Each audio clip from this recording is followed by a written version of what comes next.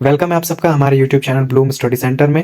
Class 10 के लिए comment आया था कि प्लीज़ क्लास 10 का जो इंपॉर्टेंट क्वेश्चन है उसका एक वीडियो बना दीजिए। तो मैं अभी आपके लिए लेकर के आया हूँ टोटल 4 इंपॉर्टेंट क्वेश्चंस, जिसमें अगर जिसको आप अच्छे से कंप्लीट कर लेते हैं तो आपको कम से कम 10 नंबर के आसपास आपका फिक्स हो जाता है। पहला क्वेश्चन है शून्य ज्ञात करें। शून्य ज्ञात करने के लिए क्वेश्चन 100% रहेगा शून्य ज्ञात करें से 3 या 4 शून्य ज्ञात करें, और एक क्वेश्चन रहेगा इसके साथ ही मूल ज्ञात करें। मूल और शून्य सेम चीज ही है, बस निकालने का तरीका अलग अलग है। शून्य ज्ञात करें कुछ इस तरह से क्वेश्चन देगा एक्स स्क्वायर माइनस 27, इसका शून्य ज्ञात करना है हमको। कोई भी नंबर दे शून्य ज्ञात करने के लिए उसी नंबर को उसी तरह से उतार दो, उतारने के बाद एक्स स्क्वायर माइनस 27 हम उतार दिए, बस उसको बराबर कर देना है जीरो के और इसको सॉल्व करना शुरू करना है। तो सबसे पहले हम लोग क्या करेंगे, -27 को इक्वल के उस साइड ले जाएंगे। माइनस जब भी बराबर के उस साइड चला जाता है अपना घर छोड़ के तो माइनस प्लस बन जाता है।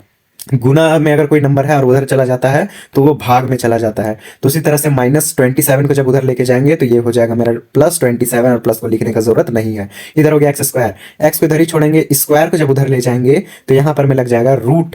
स्क्वायर जब चेंज करता है बराबर के उस साइड चला जाता है तो वो बन जाता है रूट में। ओके, वर्ग को चेंज किया तो इधर जाकर के क्या बन गया, वर्गमूल। और जब भी ऐसा आ जाए मतलब हम लोग जैसे स्क्वायर को चेंज कराते हैं वैसे एक प्लस डाल देते हैं एक माइनस डाल देते हैं। इसका मतलब क्या है, प्लस √27 जो एक प्लस में होगा एक माइनस में होगा। ठीक है, तो पहले हम इसको सॉल्व कर लेते हैं। तो 27 को जब 3 इंटू 3 इंटू 3 अगर इसका हम एलसीएम निकाल ले तो 3 3 9 9 3 27 हो सकता है। तो इस तरह से लिख दिए, और हमको निकालना क्या है, वर्गमूल। वर्गमूल मतलब 2 में से 1, तो 2 में से 1 निकाल दिए बाहर, और 1 का वर्गमूल नहीं निकला तो वो रह गया रूट के अंदर में। तो हमारा आंसर हो गया 3√3 प्लस माइनस, ये हो गया हमारा आंसर। ये आपके मॉडल सेट में भी दिया गया है, अच्छे से प्रैक्टिस कर लीजिए। और ये जो प्रीवियस ईयर का क्वेश्चन है ये बहुत इंपॉर्टेंट है for you square plus 8u। ठीक है, हम लोग क्या किए, इन दोनों में से कॉमन निकाल लिए। कॉमन निकाले, यहाँ पर में क्या है, यहाँ भी 4 है यहाँ 8 है, मतलब 4 इंटू 2 8 हो सकता है, इसलिए यहाँ से 4 निकाल दिए। जब हम लोग इसको 4 को बाहर निकाले और u को निकाले तो अंदर क्या बच गया, यहाँ से 4 और u को निकाले हैं तो u स्क्वायर था, मीन्स एक u बच गया है। प्लस डाले, यहाँ से क्या निकाले, 4 निकाले तो यहाँ 2 बचा और u को भी निकाल चुके थे। अगर हम लोग इसको इस पद को पूरा इससे मल्टीप्लाई कर दे तो ऊपर वाला हमारा आ जाता है। ठीक है, हम लोग क्या किए, सिर्फ कॉमन निकाले। जो दोनों में है क्या है, 4u कॉमन है ना। तो यहाँ पे बच गया 4 हटाए तो यहाँ u बचा है ओनली। 4u को बाहर निकाले यहाँ से तो यहाँ पर में ओनली क्या बचा है, u बच गया है। और यहाँ पर में क्या बचा है, 4u निकाल दिया, यहाँ 2 बचा है, u को तो निकाल के दिए तो खाली हो गया। तो अब यहाँ से क्या करेंगे हम लोग, ये हमारा 2 ग्रुप बन गया, एक ग्रुप इधर एक ग्रुप इधर। अब इसको 2 भाग में बांट देंगे, इधर 4u है ना। u और 4 आपस में गुना में, u को इधर ही छोड़ेंगे 4 को उधर ले जाएंगे तो 0/4 हो जाएगा। और किसी भी नंबर में अगर 0 है और उसके नीचे 4 कोई भी नंबर हो, 0 के बट्टे में कोई भी नंबर हो तो उसका कोई वैल्यू नहीं होता, इसलिए u का वैल्यू कितना हो गया, 0। और यहाँ पर में u + 2 है = 0, तो हम इसको क्या करेंगे, u को इधर छोड़ेंगे, 2 उधर हो जाएगा -2। ये रहा हमारा 2 इसका शून्यक। नेक्स्ट क्वेश्चन देखते हैं।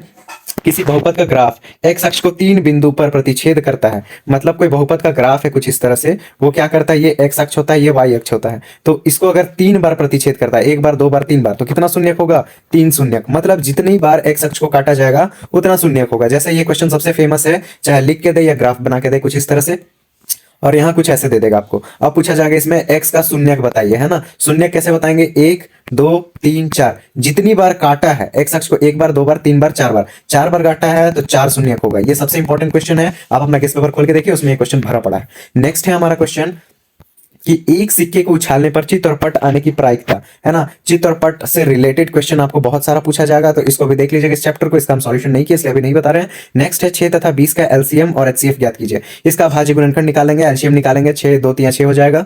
20 का निकालेंगे, 2 दूनी 4 5 20 हो जाएगा। इतना छोटा पार्ट में इसको तोड़ना है एलसीएम निकाल के कि ये और ना टूटे। 5 किसी का पार्ट नहीं, अभाज्य संख्या आ जाए, 2 किसी का पार्ट नहीं आएगा, है ना। इस तरह से इसको तोड़ना है।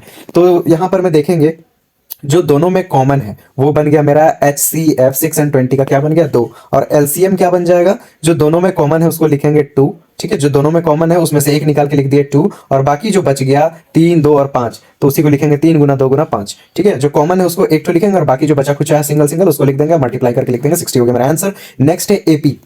कोई एपी मतलब समांतर श्रेणी है, उसका पहला पद क्या बोल रहा है, 2 है। ठीक है, और सार्व अंतर मतलब सभी का अंतर, उस पद जो वो जो कंटिन्यू नंबर चल रहा है उसका सार्व अंतर 3 है। मतलब 2 से जो चला जाएगा उसका अंतर कितना है, 5। ठीक है, तो मतलब 2 से 5 बनेगा, 5 से क्या बनेगा, फिर 6 7 8 क्या बनेगा 8, फिर उस तरह से बढ़ते जाएगा। तो ये बनेगा हमारा इस तरह से सार्वंतर 3 3 जोड़ने पे, है ना। तो ये बन गया मेरा समानांतर श्रेणी। अब हमारा फॉर्मूला होता है, हमारा 8वां पद निकालने के लिए क्या करेंगे, फॉर्मूला AN, मतलब जिस पद को ज्ञात करना है उसको आप नीचे लिख दीजिए।